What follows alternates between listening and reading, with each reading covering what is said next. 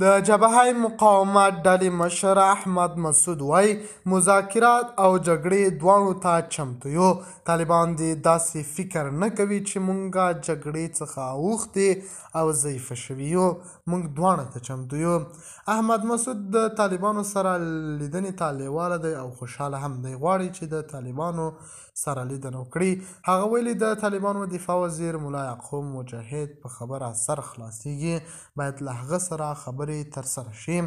د خرابات ټي وي چینل درنو لیدونکو سلام، ستړي مشئ، وخت مو بخیر. هیله لرم چې جوړ او روغ به یې. په سر کې یادونه کوم که خرابات ټي وي چینل مو نه وي سبسکرایب کړی، په درنښت سره خرابات ټي وي چینل سبسکرایب کړئ.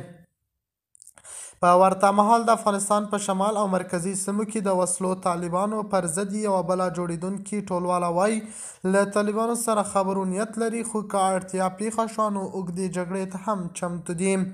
د جبهه مقاومت یو ویان AFP خبري اژانس ته یې ویلي د پخواني جهادي قومندان احمد شاه مسعود زوی احمد مسعود په پنجشیر کې د 9000 کسانو یوه ډله چمتو کړې ده.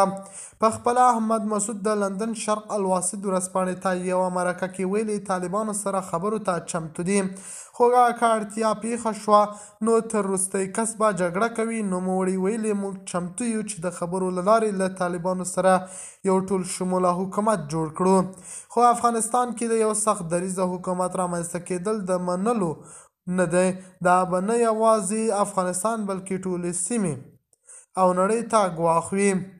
له دې سره سره پر خواله رسنیو خپرې شوې ویډیوګانې ښيي چې ګڼ شمېر طالب وسلوالو د موټر او وسلو یو کاروان سره د پنجشیر پر لور روان دي او غواړي چې جبهه بیخي له پنجشیره ورکه کړي، خو دا به امکان ونه لري. د خرابات ټي وي چینل درنو لیدونکو دا و زموږ ته دې مهال چمتو کړی خبر د الله په امان.